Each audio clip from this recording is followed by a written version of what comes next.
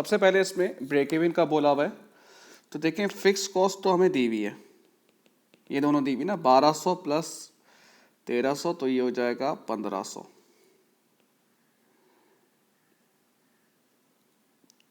ठीक है, 1500। एक दो, अब मुझे निकालना है कंट्रीब्यूशन पर यूनिट। तो सबसे पहली बात है, मैं सेल्स से, जो कि सेल्स है 44,000, इसमें मैं सारी डायरेक्ट वेरिएबल कॉस्ट जो है वो माइनस कर रहा हूँ।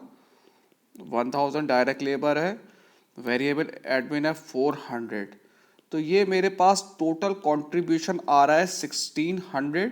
इसको मैं डिवाइड करता हूँ नंबर ऑफ यूनिट से, नंबर ऑफ यूनिट्स हैं 40, तो कंट्रीब्यूशन पर यूनिट आ रहा है 40, इसको डिवाइड करेंगे तो आंसर 40 ही आएगा। तो अब ब्रेक इवन के लिए उसको डिवाइड करूंगा मैं 40 से, तो ब्रेक इवन आ रहा है 37500 यूनिट्स। सही है भाई। अब वो कह रहा है मार्जिन ऑफ सेफ्टी निकालना है। मार्जिन ऑफ सेफ्टी का फॉर्मूला क्या होता है भाई, यूनिट्स आपके पास कितने हैं 40,000 और ब्रेक इवन कितने हैं 37,500, तो मार्जिन ऑफ सेफ्टी आ रहा है 2500 यूनिट्स। अब क्या कर रहा है, डेटा में चेंज हो रही है और वो कह रहा है रिवाइज, पहले क्या निकालो, कंट्रीब्यूशन पर यूनिट निकालो। सही है भाई। सबसे पहले मैं देखूंगा सेलिंग प्राइस पर यूनिट कितनी थी, 4400 को डिवाइड कर दूंगा मैं नंबर ऑफ यूनिट से, तो ये आ गया 1,01,10 आ गई। क्या चेंज आ रही है, रिड्यूस हो रही है सेलिंग प्राइस 10% से, तो ये हो जाएगी 90%, 99। डायरेक्ट मटेरियल पर यूनिट कितना है, 1400 को मैंने डिवाइड कर दिया नंबर ऑफ यूनिट से, तो ये आ रहा है 35, इसमें कोई चेंज नहीं आ रहा। डायरेक्ट लेबर को भी बिल्कुल इस तरीके से करूंगा, 1000 डिवाइड बाय 40, तो ये आ रहा है 25।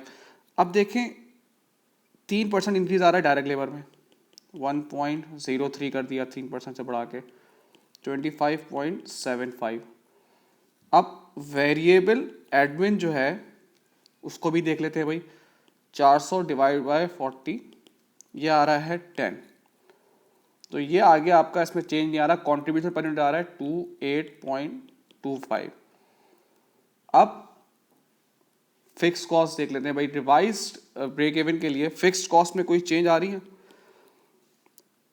10% decrease in fix cost. Total fix cost थी 1500,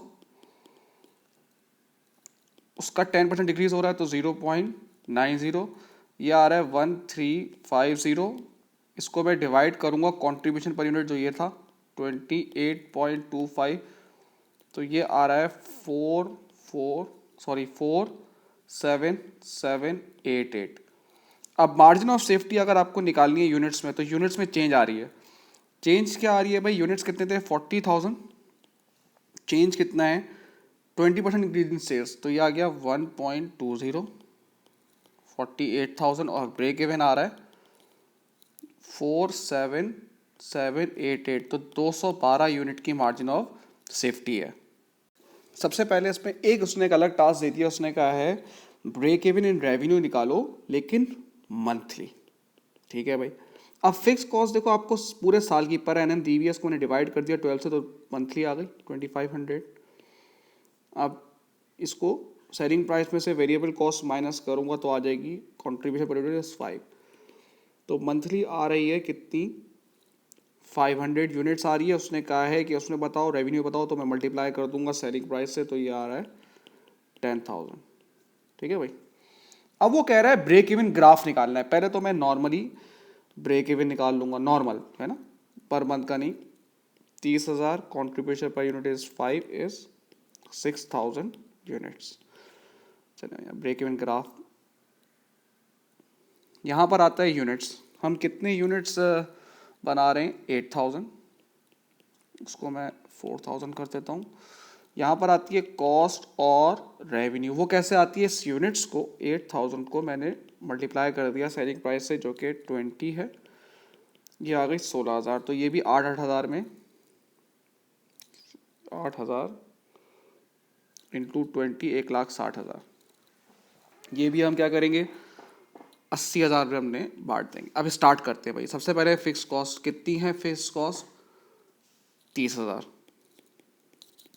यहाँ कहीं आएगी फिक्स कॉस्ट 30,000। वेरिएबल कॉस्ट कितनी है 8,000 यूनिट्स हैं और एक यूनिट की वेरिएबल कॉस्ट है 15, तो यार ये 1,20,000, 80 ये कहीं ना कहीं इधर आएगी भाई। टोटल कॉस्ट आ रही है 1,50,000, इधर 1,60,000 से थोड़ा सा नीचे आएगी, यहाँ पे कर लेते, ये आ गई टोटल कॉस्ट आपकी। अब जब मैं सेल्स 8,000 यूनिट की जब मैं सेल्स उठाऊंगा 1,60,000, तो उससे पहले ब्रेक इवन कितना निकाला था हमने 6,000, ये 4 5 6, इसको मैंने, अब जब मैं सेल्स उठाऊंगा तो मैं इसको टच करते हुए उठाऊंगा, इससे ये टेक्निक है, इससे कभी गलत नहीं आएगा। टोटल रेवेन्यू देखे भाई 8,000 यूनिट की रेवेन्यू कितना था 1,60,000, तो ये आपका ब्रेक इवन चार्ट भी बन जाएगा।